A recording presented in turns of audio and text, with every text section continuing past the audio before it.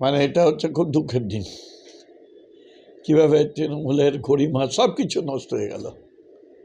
Parliamentary ডেমোক্রেসিতে শেষ হলো, পাবলিকের কাছে শেষ হলো, সব কিছু।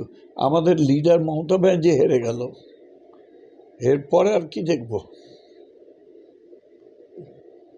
কার জন্য কি দায়ী এটা? আমি প্রথম দিনই বলেছিলাম, আপনাদের চ্যানেলেই বলেছিলাম, যে তিল তিল করে এই দলটাকে শেষ করে দিল অভিষেক।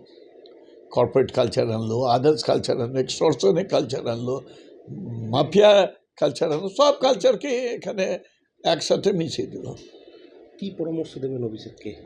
এখন আমার মনে হয় রিটায়ার করে, এমনি তো মনে হয় পার্লামেন্টে এটা কমিটিতে প্লেস হবেই, ওর মেম্বারশিপ চলে যাবে পার্লামেন্টে, তখন আর কি করবে? ওকে বিদেশে চলে যাওয়াই ভালো। কোথায় তৃণমূলের এখন তো দেখা যাচ্ছে সিম্বলও চলে যাবে নতুন যারা আছে তাদের কাছে, ঋতব্রতর কাছে। আপনার অবস্থান কি হবে? দেখুন, আমরা এখনো এই নিয়ে কোনো চিন্তা করিনি, সামনে সময় আছে। আর আমরা খুব কষ্ট করেই বড় হয়েছি, এটা না, মার খেয়েছি, জেল খেয়েছি, গুলি খেয়েছি, করতে করতে বড় হয়েছি।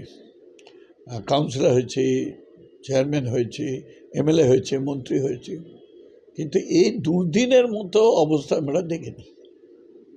বলছি, মালদা জেলার 4 জন বিধায়ক, হ্যাঁ 4 জন বিধায়ক আজকে দেখা গেছে নব তৃণমূলের কাছে গেছে, অর্থাৎ ঋতব্রতর সাথে দেখা গেছে। আপনারা কি আন্দাজ করেছিলেন এরা চলে যাবে? আন্দাজ করেছি বলেই তো বলেছিলাম, এরা এদের স্যাক্রিফাইস কি আছে? আমরা পার্টির জন্য জেল কেটেছি, মার খেয়েছি, গুলি খেয়েছি, পার্টির জন্য কি করেছি? সাবিনা ইয়াসমিন কেন গেল মনে হয়? ওকে জিজ্ঞাসা করলেও ভালো করে বলে দেবে। কি দুর্নীতি থেকে বাঁচতে গেল, নাই এ থেকে বাঁচতে গেল? ও নিজেই বলতে পারবে, আমি বলতে পারবো না।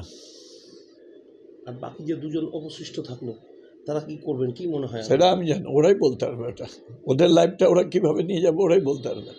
আমার লাইফটা আমি বলতে পারি যে আমি আগামী দিনে কিভাবে এগাবো, কি করে এগাবো? বাবাদের, হ্যাঁ, আবার মানুষের কাছে যাব, দেখব, অনেক জনমুখী পার্টি আছে, যাব, দেখব।